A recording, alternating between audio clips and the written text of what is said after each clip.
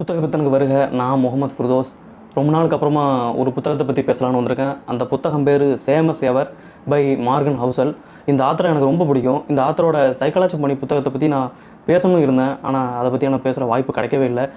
இன்ஷால்லா கூடிய சீக்கிரத்தில் அதை பற்றியும் பேசுவேன். சரி, இந்த புத்தகம் எதை பற்றி பேசுகிறதுங்கிறத பற்றி நம்ம இப்போ பேசுவோம்.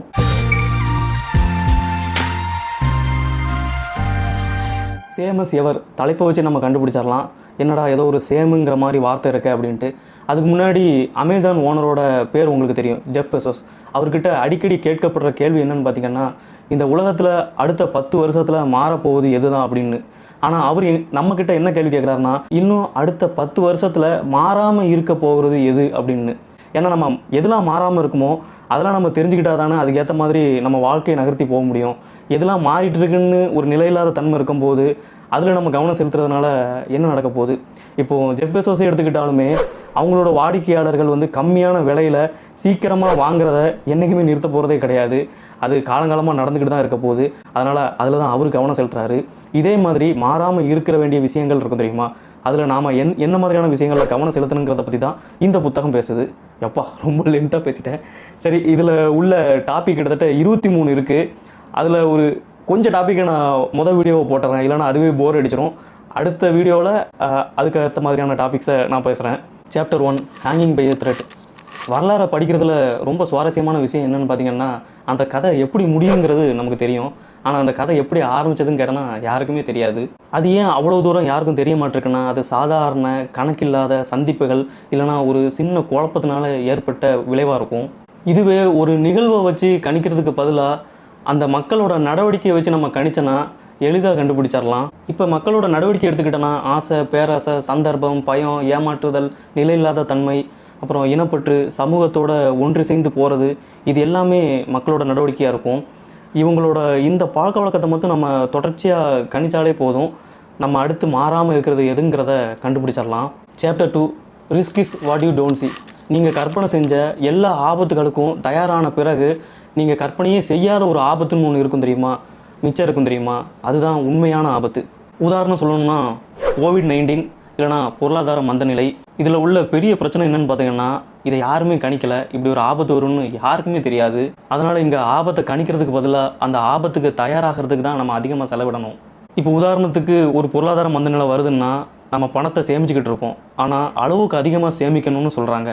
அதே ஒரு கடனை வாங்குறோன்னா அளவுக்கு கம்மியாக கடனை வாங்கணும்னு சொல்கிறாங்க. அதாவது நீங்கள் ஒரு கடனை வாங்குறீங்க, அந்த கடனை என்னால் கட்டி சமாளித்து விடலாம் நீங்கள் நினைப்பீங்க தெரியுமா, அதை விடவும் குறைவாக நீங்கள் அந்த கடனை வாங்கணுமா. Chapter 3, expectation and reality.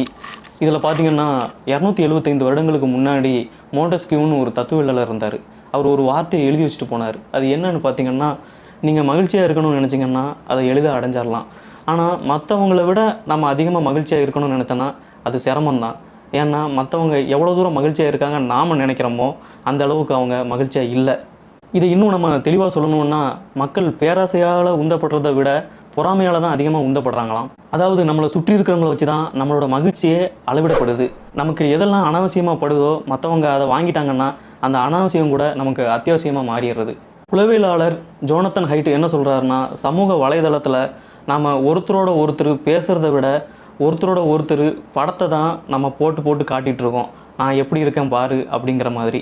சரி, இதுக்கு என்ன தான் பண்ணலாம்? நம்ம மகிழ்ச்சியாக வாழணும்னா நம்மளோட எதிர்பார்ப்பை குறைக்கணும், அவ்வளோதான் விஷயம். இங்கே இதை சமாளிக்கிறதுக்கு நம்ம 2 விஷயத்தை புரிஞ்சுக்கணும். சந்தோஷமும் பணமும் அந்த 2 விஷயத்து மூலமாக தான் வருது. நம்மளோட தேவை என்னங்கிறது ஒன்று, இன்னொன்று நம்மளோட எதிர்பார்ப்பு என்னங்கிறது ஒன்று. இது 2ஐயும் புரிஞ்சுக்கிட்டனாலே நம்ம மற்றவங்கள பார்த்து பொறாமப்படுறதையே குறைச்சிக்கிடுவோம். அதுக்காக நம்மளோட எதிர்பார்ப்பை நம்ம கட்டுக்குள்ளே வச்சுக்கிறது ரொம்ப முக்கியம். Chapter 4, wild minds. நாம் வியந்து பார்க்கும் நபர்கள் இந்த உலகத்தை வேறு கோணத்தில் பார்க்குறாங்க.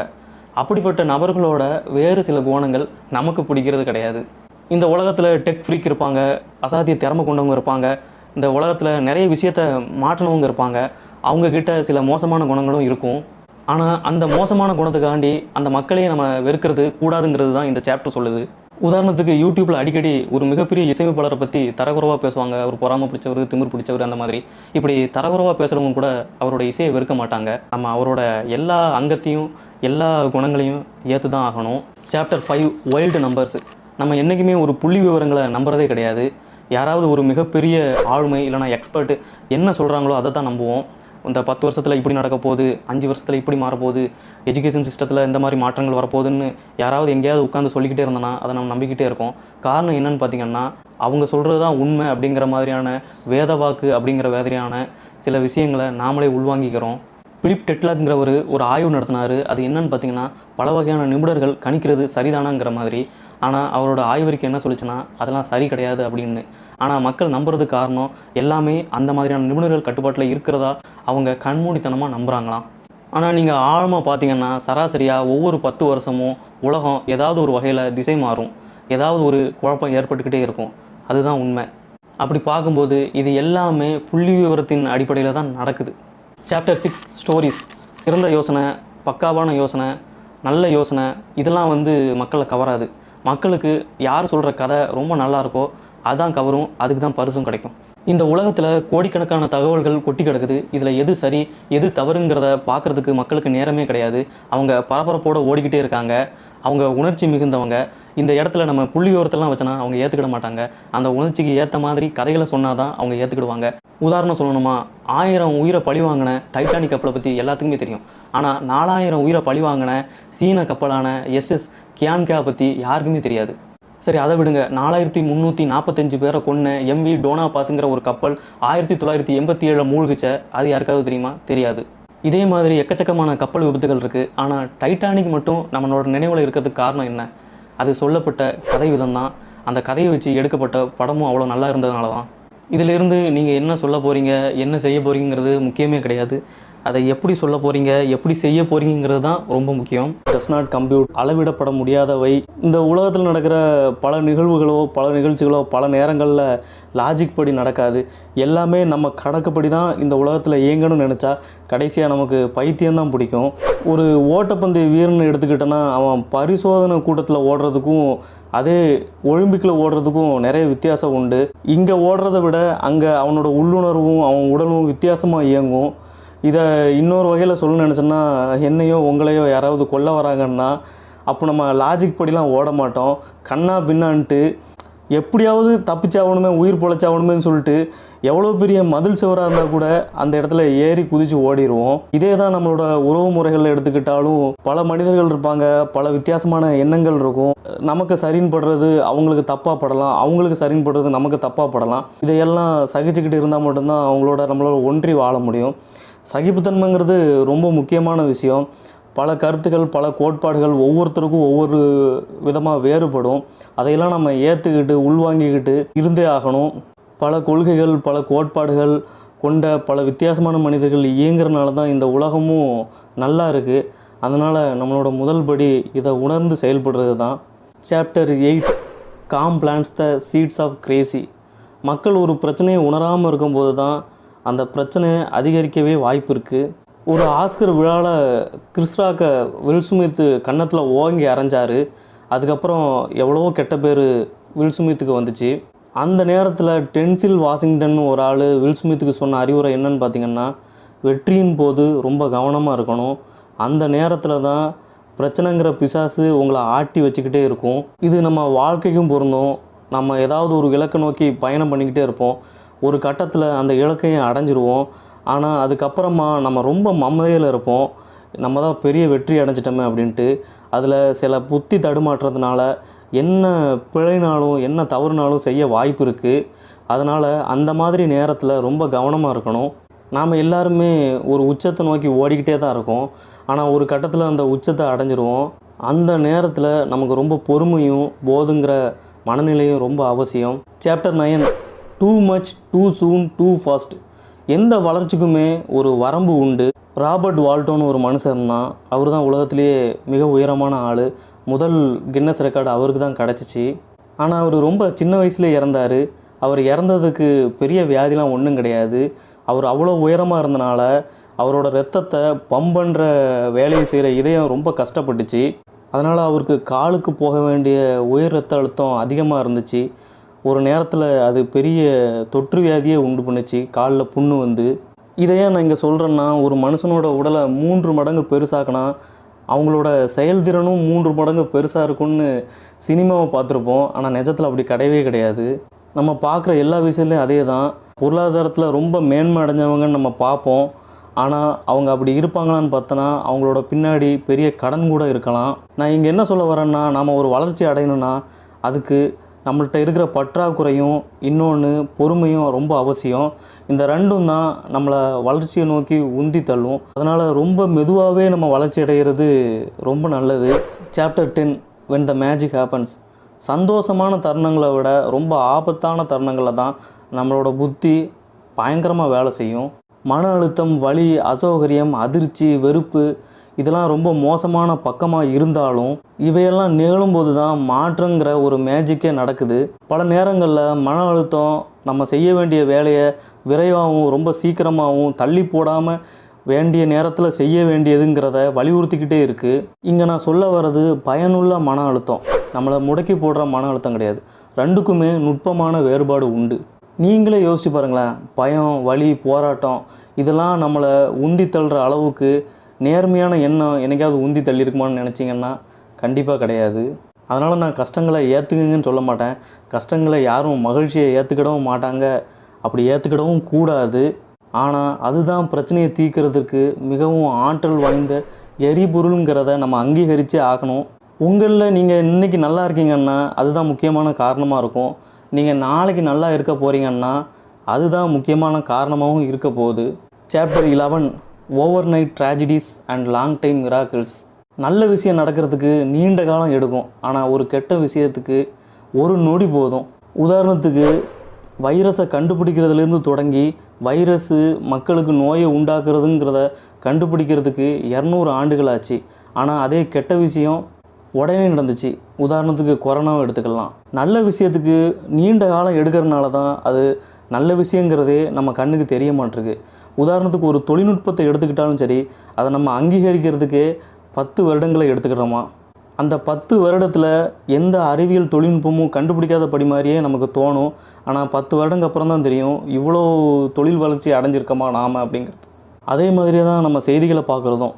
அதிகமாக கெட்ட செய்திகள் தான் நம்ம கவனத்தை ஈர்க்குது. அப்படி தான் நம்ம பழகியிருக்கோம், நம்மளை பழகியிருக்காங்க. ஒரு கெட்ட செய்தி நடந்ததை பற்றியது, ஆனால் ஒரு நல்ல செய்தி நடக்காதது பற்றியது. நமக்கு நடக்காத மரணம், நம்மளை சுற்றி உறவுகளுக்கு நடக்காத மரணம், நம்ம உறவுகளுக்கு நடக்காத விபத்துக்கள், நம்மளை சுற்றி நடக்காத போர்கள், இது எல்லாமே நல்ல செய்திகள் தான். நடக்காததுனாலே நமக்கு அது நல்லதுங்கிறது தெரியாமல் போயிடுது. Chapter 12 tiny and magnificent. 2010 ஏல் பல்கலைக்கழகம் ஒரு ஆய்வு பண்ணுச்சு. அதாவது அமெரிக்காவில் அதிகமான பருமனான மக்கள் இருக்காங்க. இதுக்கெல்லாம் காரணம் அவங்க அதிகமாக சாப்பிட்றது இல்லை, அவங்க கொஞ்சம் கொஞ்சமாக அதிகமான ஸ்நாக்ஸை சாப்பிட்றது தான் இப்படி உடல் பருமன் அதிகரிக்கிறதுக்கு காரணங்கிறத கண்டுபிடிச்சாங்க. இதே தான் நமக்கு நடக்கிற பல விஷயங்களுக்கும் உதாரணமாக இருக்குது. அதாவது ஒரு விஷயத்தை தனித்தனியாக பார்த்தோன்னா இதனால தான் பிரச்சனை உண்டாகணுங்கிறத கண்டுபிடிக்க முடியாது. ஆனால் அந்த பல விஷயங்களை நம்ம கோர்த்து பார்த்தா தான் தெரியும் ஒன்றிலேருந்து கூடி தான் இவ்வளோ பெரிய பிரச்சனையே உண்டாகிருக்கு அப்படிங்கிறது. இப்போ பங்குச்சந்தை எடுத்துக்கிட்டோன்னா, ஒரு பங்குச்சந்தை வீழ்ச்சி அடைஞ்சிச்சின்னா அந்த பங்குச்சந்தையை நம்பி தான் பெருமுதலாளிகள்லாம் இருப்பாங்க. அவங்களும் அங்கே தோல்வியடைய வாய்ப்பு இருக்குது. அவங்க தோற்றுனா அவங்களுக்கு கீழே இருக்கிற வேலையாட்களுக்கு அவங்களுக்கு சரியான சம்பளம் கொடுக்க முடியாது. இப்படி சம்பளம் கொடுக்காமல் போனால் அந்த வேலையாட்கள் அடமானம் வச்சுருப்பாங்க. அந்த பொருட்களை பேங்க்லேருந்து எடுக்க முடியாமல் போகிறதுக்கு வாய்ப்பு இருக்குது. அதுவும் இல்லாமல் அடமான பணத்தை திருப்பி கட்டவும் முடியாமல் போயிடும். இப்படி அதிகமான பேர் அடமான பணத்தை கட்டாமல் இருந்தனா அந்த பேங்கும் திவாலாக வாய்ப்பு இருக்குது. இப்படி பார்க்கும்போது இது ஒரு பெரிய விஷயமாக தெரியுதில்ல. ஆனால் இது ஒன்றிலேருந்து தான் இவ்வளோ பெரிய விஷயமாகவே மாறுது. இங்கே நான் என்ன சொல்ல வரேன்னா, ஒரு சின்ன நிகழ்வு தான் இவ்வளோ பெரிய பிரச்சனையே உண்டாக்குது. அதாவது ஆங்கிலத்தில் பட்டர்ஃப்ளை எஃபெக்ட்னு சொல்லுவாங்க. எங்கேயோ ஒரு பட்டர்ஃப்ளை தன்னோட இறக அசைச்சுன்னா வேறு எங்கேயோ பெரிய டொர்னாடோ, ஒரு புயலே உருவாக வாய்ப்பு இருக்குமா, அந்த மாதிரி தான். Chapter 13 elation and despair. நம்மளோட முன்னேற்றத்திற்கு நம்பிக்கை, அவநம்பிக்கை ரெண்டுமே முக்கியம். இதை நம்ம தெரிஞ்சோ தெரியாமலோ நம்ம வாழ்க்கையில் இதை பயன்படுத்திக்கிட்டே தான் இருக்கோம். அது எப்படின்னா, பணத்தை நம்ம சேமிக்கும் போது ஒரு அவநம்பிக்கையாளர் மாதிரி அதிகமாக சேமிச்சுக்கிட்டே இருக்கோம். அதே பணத்தை எதில் முதலீடு பண்ணலாம், இடத்துலையா இல்லைனா தங்கத்துலையா அப்படிங்கிறபோது ஒரு நம்பிக்கையாளர் மாதிரி முதலீடும் பண்ணிகிட்ருக்கோம். இந்த வாழ்க்கையில் இந்த ரெண்டையுமே நம்ம கடைப்பிடிக்கணும். அதே நேரத்தில் இது ஒரு சரிசமமான நிலையில் இருக்கணும். நிறைய பேர் சொல்லுவாங்க, நீ நம்பிக்கையோட இரு, எதுலேயுமே நம்பிக்கை வை அப்படின்ட்டு. அதனால் அவநம்பிக்கையோடு இருக்கக்கூடாதுன்னு அர்த்தம் இல்லை. நிறைய விஷயத்தில் நம்ம அவநம்பிக்கையை பார்க்க தான் செய்கிறோம். இந்த வரலாறு நெடுங்களும் அவநம்பிக்கை நம்மளை சுற்றியே இருக்குது. அதனால் இதுக்கு இடைப்பட்ட இதில் இருக்கிறது தான் நல்லது. நீங்கள் ஒருவேளை தொலைநோக்கு பார்வை கொண்டவராக இருந்தீங்கன்னா நீங்கள் நம்பிக்கைக்கும் அவநம்பிக்கைக்கும் இடைப்பட்ட இடையில தான் இருப்பீங்க. Chapter 14 casualties and perfection.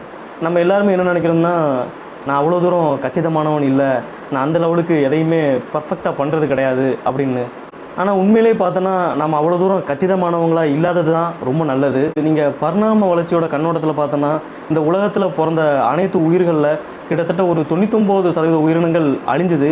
மீதி உயிரினங்கள்லாம் கொஞ்சம் கொஞ்சமாக அதோட வளர்ச்சியை எட்டிக்கிட்டே தான் வருது. அதில் மனுஷனும் ஒருத்தன். அப்படி இருக்கும்போது எந்த இனமும் எதுலேயுமே கச்சிதமாக இருக்கிறது கிடையாது. எல்லா விஷயத்துலையுமே நம்ம ஒரு திறமை இழந்தால் தான் இன்னொரு திறமையே நமக்கு கிடைக்கிது. அதனால் கச்சிதமாக இருக்கிறதுக்கு முயற்சி பண்ணாமல் தினமும் ஏதாவது ஒரு விஷயத்துலையாவது கவனம் செலுத்தி அதில் ஒவ்வொரு சின்ன சின்ன இதுலையாவது நம்மளை மேம்படுத்தி கொள்ள தான் முயற்சி பண்ணணும். Chapter 15 it's suppose to be hard. நம்ம பின்தொடர ஒவ்வொரு விஷயத்துலையும் ஒரு விலை உண்டு, ஒரு வழி உண்டு. அந்த பிரச்சனையெல்லாம் நம்ம தெரிஞ்சால் மட்டும்தான் அதை நம்ம பின்தொடரவே முடியும். அமேசானோட ஓனர் ஜெஃப் பெசோஸ் ஒரு வாட்டி சொன்னார், உங்கள் வேலையில் பாதி வேலையாவது ரசித்து செய்கிறீங்கன்னா அதுதான் இருக்கிறதுலே சிறந்த விஷயம் அப்படின்னு. நம்ம ஒரு கம்பெனியில் வேலை பார்க்குறோன்னு வச்சுக்கோங்களேன், அங்கே உள்ளுக்குள்ளே அரசியல் இருக்கும், பொறாமை இருக்கும், போட்டி இருக்கும். ஆனால் எல்லா விஷயத்தையும் நம்ம சகிச்சா மட்டுமே தான் தொழில் நிறுவனத்தில் முன்னேறவே முடியும். Chapter 16 keep running. ஒரு முறை ஜெயிக்கிறதுனால நம்ம தோற்கவே மாட்டோங்கிற மாதிரியான அர்த்தம் கிடையாது. எதிர்காலத்தில் நிம்மதியாக இருக்கணுமேனு சொல்லிட்டு வேலையே செய்யக்கூடாதுன்னு சொல்லிட்டு இப்போ கடினமாக நம்ம உழைக்கிறோம். அப்படி கடினமாக உழைச்சி நம்மளுடைய இலக்கை கூட அடைஞ்சிடறோம். அந்த இலக்கை அடைஞ்சதுக்கப்புறம் ஒரு நிம்மதி பெருமூச்சு கூட விடணும்னு வச்சுக்கோங்களேன். அதுக்கப்புறமா என்னென்னா சூழல் மாறும். அப்போ போட்டிகள் புதுசாக உருவாகும். அப்போவும் நம்ம உழைச்சி தான் ஆகணும். அப்போவும் அந்த போட்டியில் நம்ம நின்று தான் ஆகணும். அதனால் நம்ம தொடர்ந்து ஓடுறதே நல்லது தான். Chapter 17 wonders of the future. ஒரு சின்ன கண்டுபிடிப்பு கூட எதிர்காலத்தில் என்னவா மாறும்னு யாராலையுமே கணிக்கவே முடியாது. ஆனால் நம்ம எப்போவுமே ஒரு பின்தங்கிய நிலையிலேயே இருக்கிறோம். அந்த கண்டுபிடிப்பை நம்ம எளிதாக ஏற்றுக்கிறதே கிடையாது. அப்படி இருக்கும்போது கடந்த 10 20 ஆண்டுகள் வரைக்கும் எதுவுமே பெருசாக கண்டுபிடிக்காத மாதிரியே நமக்கு தோணும். அப்புறமா காலப்போக்கில் சின்ன சின்ன கண்டுபிடிப்புகள் ஒரு பெரிய மாற்றத்தை உருவாக்குறத நம்ம கண்கூட பார்ப்போம். அப்போ தான் நமக்கு தெரியும் இவ்வளோ விஷயம் கண்டுபிடிக்கப்பட்டது. ஃபேஸ்புக்கே அப்படி தான் கண்டுபிடிக்கப்பட்டுச்சு. குடி போதையில் கல்லூரி மாணவர்கள் அவங்களோட புகைப்படத்தை பதிவேற்றுறதுக்காக ஆரம்பித்தாங்க. அதுக்கப்புறம் பார்த்தோன்னா பின்னாட்களில் அதுவே அரசியலுக்காகவே பயன்படுத்தப்பட்டுச்சு. ஆனால் என்னென்னா இதெல்லாம் ஒரு நீண்டகால நோக்கத்தோட இந்த புள்ளிகளெலாம் இணைக்கும் போது தான் நமக்கே இந்த விஷயமே புரிபடும். Chapter 18 harder than it looks and not as fun it seems. இங்கே திறமைகள் விளம்பரப்படுத்தப்படுது, ஆனால் குறைபாடுகள் மறைக்கப்படுது. நம்மளோட சொந்த ரெஸ்யூமே எடுத்துக்கிட்டாலுமே நம்மளோட திறமைகளை தான் அங்கே குறிப்பிட்டிருப்போம். நம்ம எது எதுலலாம் வீக்காக இருக்கோம், எது எதுலலாம் திறமை கம்மியாக இருக்குங்கிறத நம்ம குறிப்பிடவே மாட்டோம். அதே மாதிரி நம்ம பெரிய பெரிய ஆளுமைகள்லாம் பார்த்து பிரமிக்கிறோம். உதாரணத்துக்கு வாரன் பஃபட் எடுத்துக்கலாம். வாரன் பஃபட் பொருளாதாரத்தில் பெரிய வளர்ச்சி அடைஞ்சவர், உலகத்திலேயே பெரிய பணக்காரர் தான். ஆனால் அவரோட சுயசரிதை புத்தகத்தை எடுத்து பார்த்தா தான் தெரியும் அவர் குடும்ப வாழ்க்கையில் எவ்வளோ தோல்வி விட்டுருக்காருன்னு. இதே கதை தான் பில்கேட்ஸுக்கும். பில்கேட்ஸோட மனைவி மெலிண்டா கேட்ஸை பற்றி எல்லாத்துக்குமே தெரியும். அவங்க விவாகரத்துக்கு பண்ணுறதுக்கு முன்னாடி வரைக்கும் அவங்க நல்ல வாழ்க்கையை தான் வாழ்ந்துட்டு தான் எல்லாருமே நினச்சாங்க. விவாகரத்து பண்ணதுக்கப்புறம் தான் தெரியுது அவங்க வாழ்க்கையிலையும் பிரச்சனைகள் இருக்குன்ட்டு. நம்ம பிரமிக்கிற எல்லா விஷயங்கள்லையுமே இந்த மாதிரியான பிரச்சனைகள் இருக்க தான் செய்யுது. இதைத்தான் தமிழில் சொல்லுவாங்க, இக்கரைக்கு அக்கறை பச்சை அப்படிங்கிற மாதிரி. அதனால் நம்ம வெற்றியாளர்கள்லாம் சூப்பர் ஹீரோவாக பார்க்க வேண்டிய அவசியம் கிடையாது. அவங்க சரியான நேரத்தில் சரியான காயை நகர்த்தினால தான் அந்த இடத்த அடைஞ்சாங்க. ஆனால் ஒரு இதில் வெற்றி அடைஞ்சாலும் இன்னொரு இதில் தோல்வி அடைஞ்சதையும் நம்ம உத்து கவனிக்கணும். அதை தான் இந்த சாப்டர் சொல்லுது. Chapter 19 incentives the most powerful force in the world. Galileo காலத்தில் பூமி சூரியனை சுற்றி வரதை நிறைய விஞ்ஞானிகள் நம்பினாங்க. இருந்தும் யாரும் ஏன் வெளியில் சொல்லலைன்னு தெரியுமா? காரணம் என்னென்னு பார்த்தா எல்லாத்துக்குமே குடும்பம் இருந்துச்சு. இந்த உண்மையை சொன்னோன்னா அவங்க கொல்லப்படுவாங்க. இதே தான் நீங்களும் நானும் ஒரு கூட்டத்தோட ஒரு சில விஷயங்கள் ஒத்து போகாட்டால் கூட அந்த கூட்டம் நம்மளை விளக்கிடுமோ, நம்ம அந்த கூட்டத்தோட சேர முடியாதோ அப்படிங்கிற காரணத்துக்காக அந்த விஷயத்துக்கெல்லாம் ஆமாம் போடுறோம். காரணம் என்னென்னா அந்த கூட்டத்திலேருந்து நமக்கு ஏதாவது வெகுமதியோ ஏதோ ஒரு பலனோ கிடைக்க தான் செய்யுது. நம்ம எப்போவுமே ஒரு சமூகத்தை சார்ந்தே தான் இருக்கிறோம். அதில் எப்போவுமே நியாயங்கள் தான் நடக்கும்னு சொல்ல முடியாது. சில நேரங்களில் அநியாயங்களும் நடக்க தான் செய்யுது. ஆனால் அதெல்லாம் நம்ம எதிர்த்து எதுவுமே பண்ண முடியாத காரணத்தினால அதுக்கு நம்ம ஆமாம் போட வேண்டிய சூழலும் ஏற்பட தான் செய்யுது. Chapter 20 now you get it. உங்களோட சொந்த அனுபவத்தை தவிர இங்கே எதுவுமே முக்கியமானதாக படாது. எல்லா தலைமுறை எடுத்துக்கிட்டாலும் அவங்க எல்லா விஷயத்தையுமே பட்டு தான் தெரிஞ்சுக்கிறாங்க. அவங்களோட அனுபவ ரீதியில் தான் எல்லாத்தையுமே கற்றுக்குறாங்க. மற்றவங்க தன்னோட அனுபவத்தை சொன்னால் கூட அதை அவங்க ஏற்றுக்கிட மாட்டாங்க. நமக்கு ஒரு பின்னடைவோ ஒரு கஷ்டமோ நமக்கு வந்தால் தான் அதை அனுபவித்தா மட்டும்தான் அந்த அனுபவத்தை நம்ம ஏற்றுக்கிடுவோம். மற்றவங்க சொல்கிறனால அதை நம்மளால் புரிஞ்சுக்கிட முடியாது. அதுதான் இந்த சாப்டர் சொல்லுது. Chapter 21 time horizon. நம்மளோட நீண்ட கால ஓட்டத்தை எடுத்துக்கிட்டோன்னா அதுக்கு நிறைய விஷயத்தை நம்ம புரிஞ்சுக்கணும். ஒரு மாரத்தான் ஓட்டத்தை எடுத்துக்கிட்டாலும் சின்ன சின்ன குறுகிய ஓட்டத்தை சேர்த்தா தான் அது பெரிய நீண்ட ஓட்டமே ஆகுது. அதே மாதிரி நம்ம நீண்ட காலத்துக்கு ஒரு திட்டம் வச்சுருக்கோம், வாழ்க்கையில் முன்னேறணும்னு நினச்சோன்னா நம்ம உறவுகளோடையும் நம்ம மனைவிகளோடையும் நம்ம சொந்த பந்தங்களோடையும் நிறைய விஷயத்தில் ஒத்து போயே ஆகணும். அப்படி ஒத்து போனால் மட்டும்தான் அவங்களும் நம்மளோட பயணிக்க தயாராகவே இருப்பாங்க. Chapter 22 try too hard. நம்ம எப்போவுமே சிக்கலான விஷயம் எளிமையான விஷயம் அந்த ரெண்டையும் எடுத்துக்கிட்டோன்னா சிக்கலான விஷயத்துக்கு தான் அதிக முக்கியத்துவம் கொடுப்போம் எளிமையான விஷயத்தை கம்பேர் பண்ணும்போது. காரணம் என்னென்னு பார்த்தோன்னா எளிமையான விஷயத்தில் அவ்வளோ தூரம் பலன் கிடையாது அப்படின்னு நம்ம நினைக்கிறோம். ஆனால் சிக்கலான விஷயத்தில் இதில் கவனம் செலுத்தினா மட்டும்தான் நம்ம முன்னேற முடியுங்கிற மாதிரி நம்ம மனநிலை இருக்குது. உதாரணத்துக்கு இப்போ புத்தகங்களே எடுத்துக்கோங்களேன். இப்போ பொன்னியின் செல்வன் 5 பாகமாக இருக்குது. அந்த புத்தகத்தை எல்லாருமே வாங்க தான் செய்கிறாங்க. ஆனால் எல்லாருமே வாசிப்பாங்களான்னு கேட்டால் அதான் கிடையாது. ஏன்னா அது பெருசாக இருக்குது, அது சிக்கலானதாக இருக்குது, அது பிரமிக்க வைக்கிறதா இருக்குதுன்னு அவங்க நினைக்கிறாங்க. அதனால் அவங்க வாசிக்கிறத கூட கைவிட்டுறாங்க. அதே எளிமையாக ஒரு புத்தகம் போட்டோன்னா அவங்க அதை எடுத்துக்கிட மாட்டாங்க. அதில் எந்த விறுவிறுப்பும் இல்லை அப்படிங்கிற மாதிரி நினைப்பாங்க. பெரும்பாலும் எளிமையிலையும் நிறைய விஷயங்கள் இருக்க தான் செய்யுது. Chapter 23 last chapter wounds heal scars last. அதாவது காயம் ஆறிடும், ஆனால் அதோட வடு கடைசி வரைக்கும் இருந்துக்கிட்டே இருக்கும். என்னோடய அனுபவம் என்னோடய சூழலை பொறுத்து மாறும், வேறொருத்தரோட அனுபவம் அவரோட சூழலை பொறுத்து மாறும். அதனால் நிறைய பேருக்கு கருத்து வேறுபாடு அவங்களோட அனுபவத்தை பொறுத்து இருக்குது. இங்கே நம்ம கருத்து வேறுபாடு கொள்கிறத விட அவங்க அனுபவத்தை பொறுத்து அதை அந்த விஷயத்தை ஏற்றுக்கிறது நல்லது. அதை தான் இந்த சாப்டர் சொல்லுது. இது ஓரளவு நான் சொன்னது புரியாமல் கூட இருந்திருக்கலாம். சரி, இதோட நான் முடிச்சுக்கிறேன் இந்த டாப்பிக்கை. அடுத்து ஒரு முக்கியமான விஷயத்தை பற்றி நான் பேசணும். அது ஒரு நாளைக்கு நான் பேசலான்னு இருக்கேன். உங்களிடமிருந்து விடைபெறுகிறேன். நன்றி.